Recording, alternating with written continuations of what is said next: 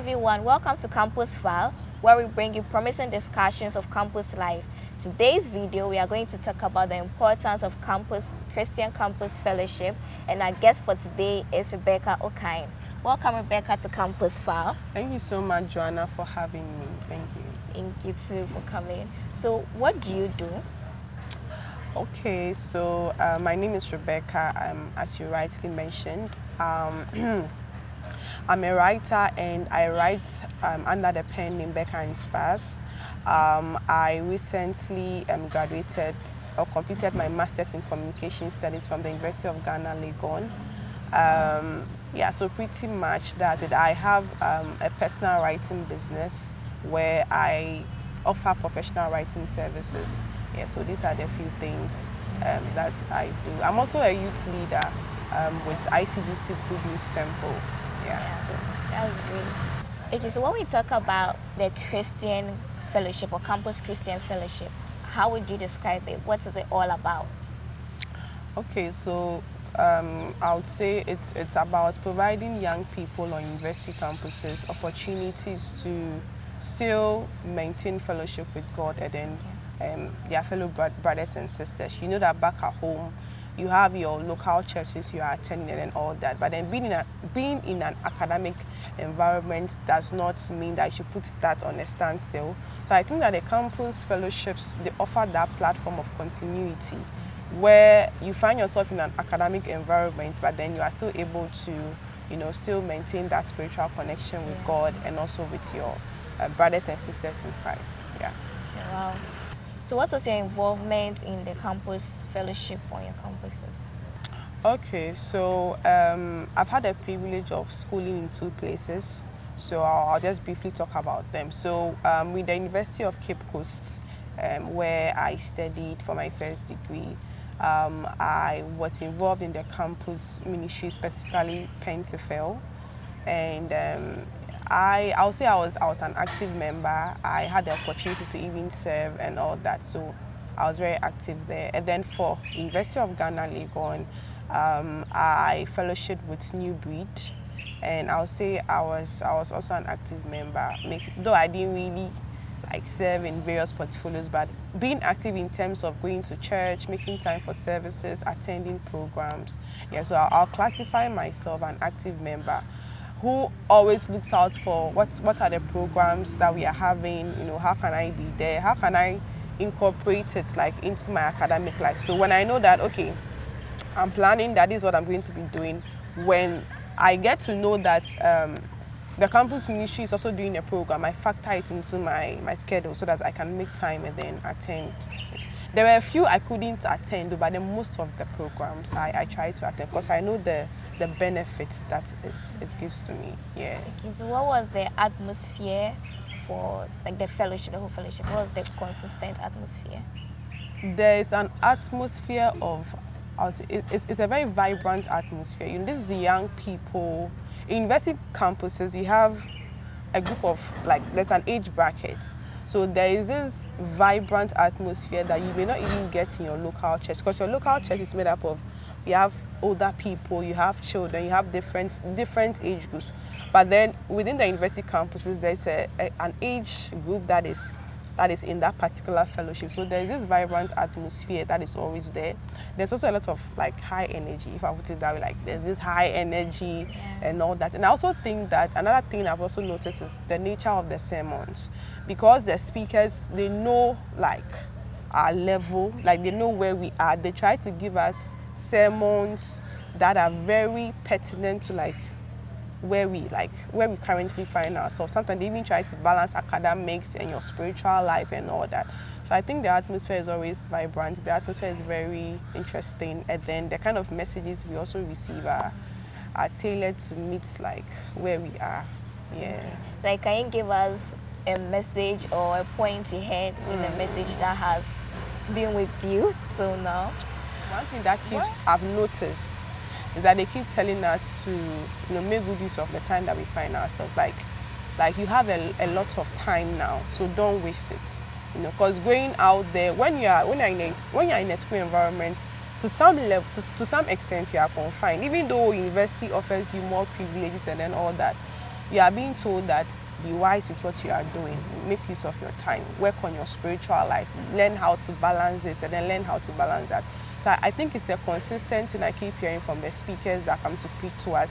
They try to center on the message of don't waste time, like we shouldn't be wasting our time now. And also there's also the message of consider what you can do for God now, like your time, your talents, your gifts. Yes, though you are here to pursue an academic goal and an academic agenda, you shouldn't deviate from that though, but then also consider what can you do for God, like within this context that you find yourself in. So I think these are various messages that time after time, in a subtle way, you will hear a speaker communicate it like in their message. And I think personally for me, heeding to such advice has really helped me a lot.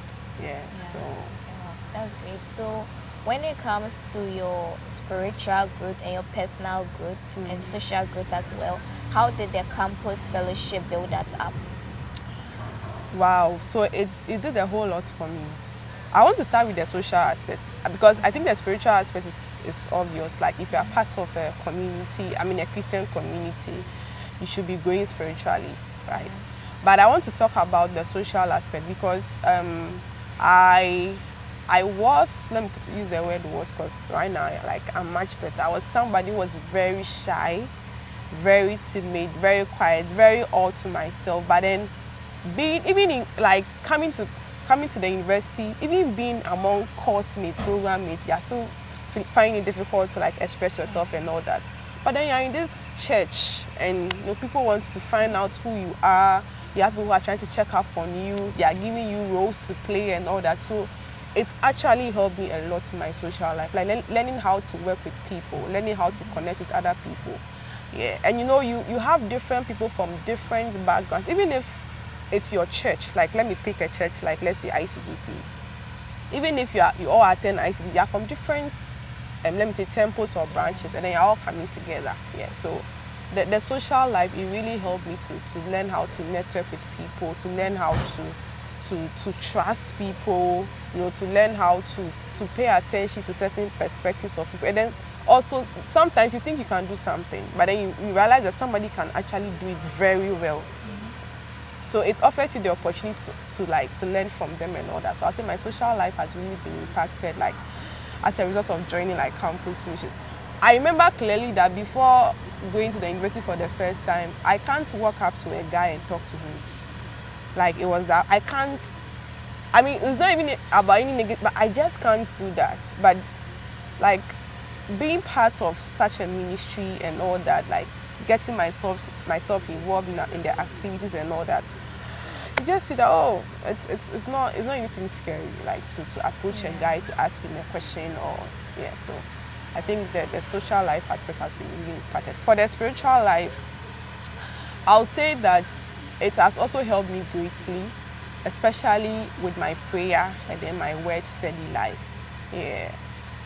Like I mentioned, there's this vibrant community, and it's not just about when it's time for us to maybe dance or something, but like even praying, studying the word of God, there is this vibrancy, like there's this hunger that young people have, that when we come together and then we channel that energy, you can actually pick something from it.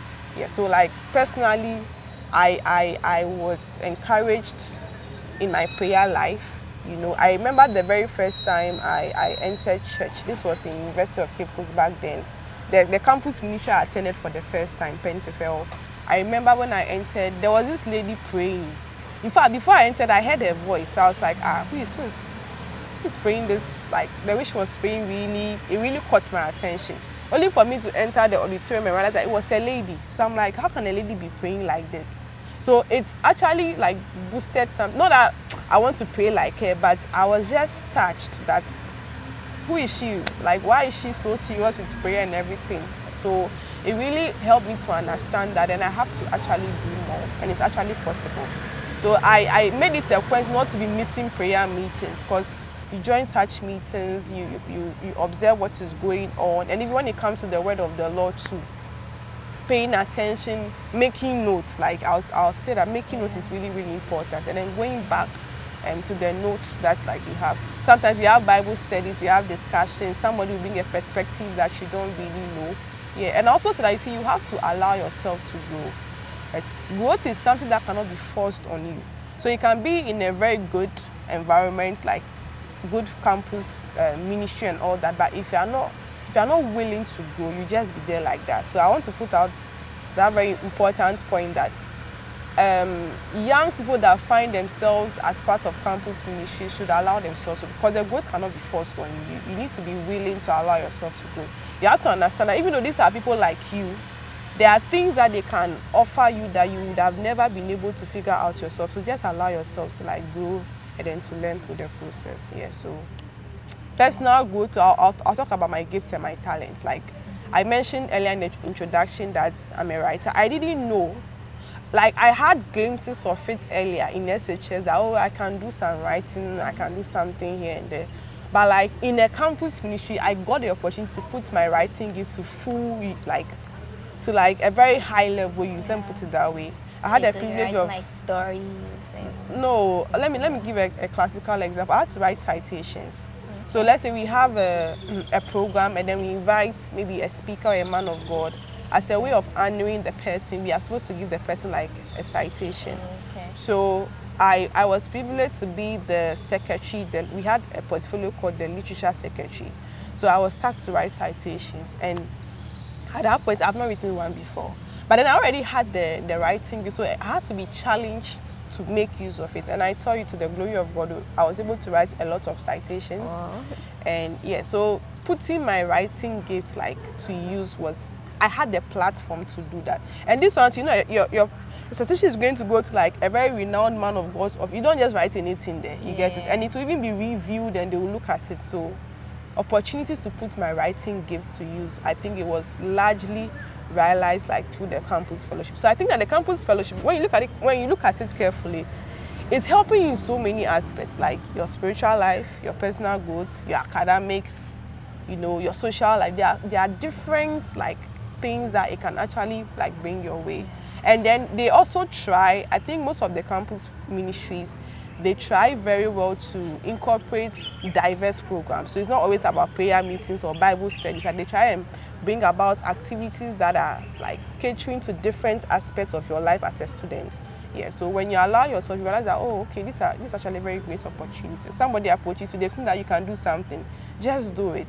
And you'll be amazed at like the final product that is going to come out of that. Yeah, so can you name some of the activities that we're having aside Bible study and prayer meetings?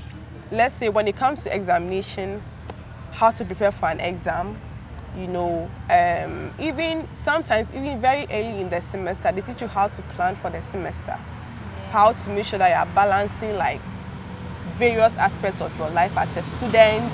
Maybe you're a leader, or maybe there are like various aspects of your life. So they try to have some of these like programs.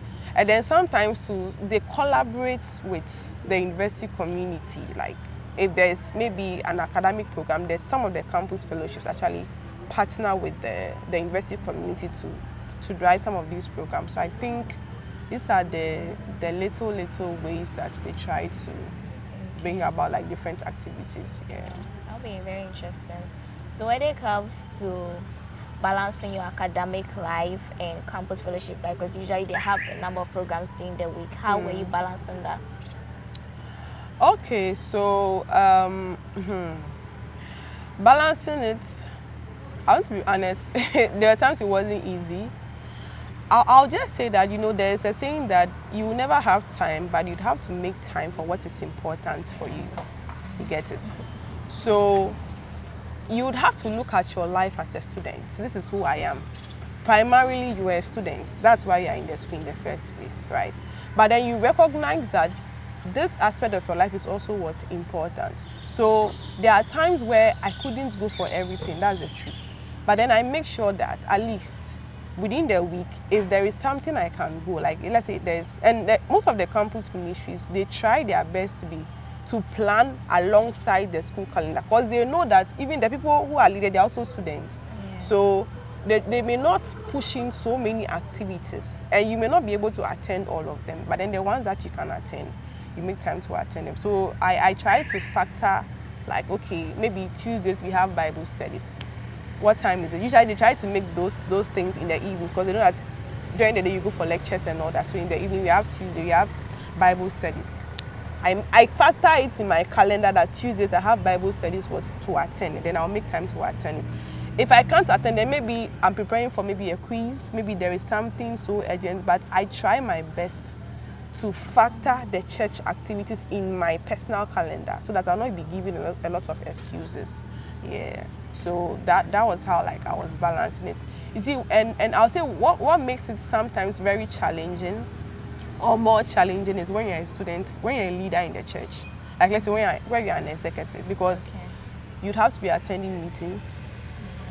There will be other things you would have to make time for, which if you are just a member of the campus fellowship, you wouldn't have been like doing those things. So that is where the extra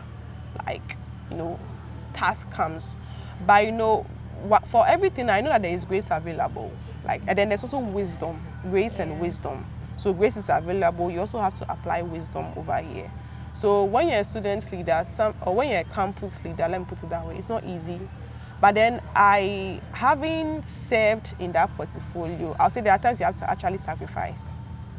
Like sacrifice one for the other, literally. Like there may be some TA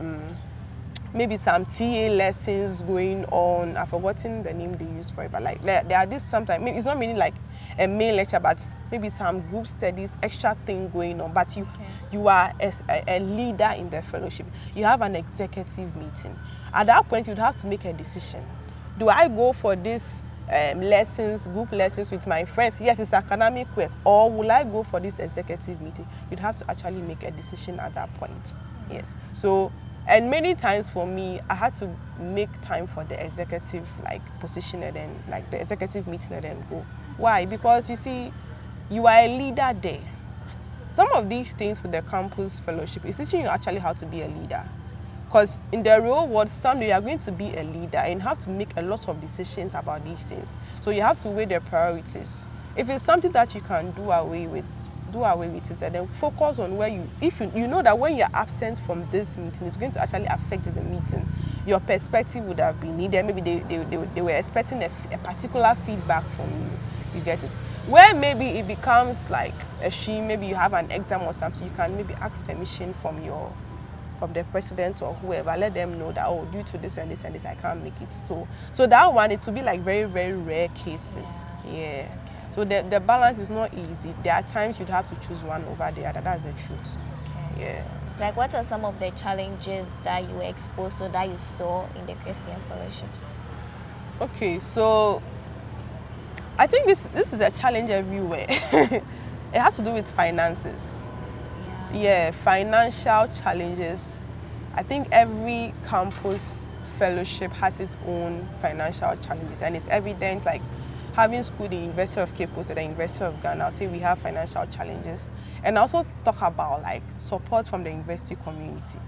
Because the universities are primarily academic environments, sometimes there is very little support for some of the religious organizations or for the religious organizations on campus. Yes. So maybe venues for meetings, you don't really have because you don't have maybe an auditorium for a particular church or something. You have to make use of maybe lecture theaters and all that. And sometimes you have to pay. So it's a whole lot.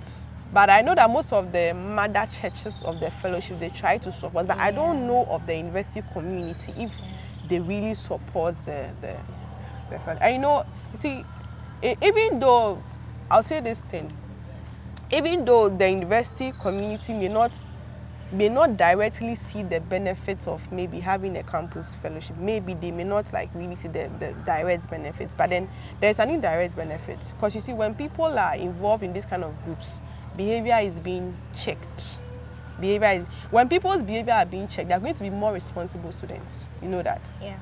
You want your university community to be peaceful. You want more responsible students. You want students who are doing well, who are well behaved and all that. The church can check that. You get it? So in the long term, there are benefits that comes to the university community as a result of these religious organizations or fellowships on campus.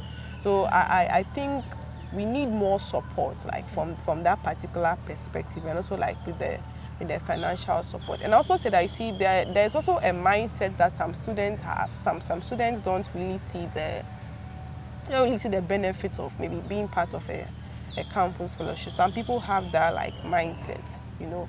But I think I've said a lot already. But I think it's actually going to help you like a lot. So sometimes trying to encourage people to join. You know, some people are there. I came to school to learn. I came to school to get first class.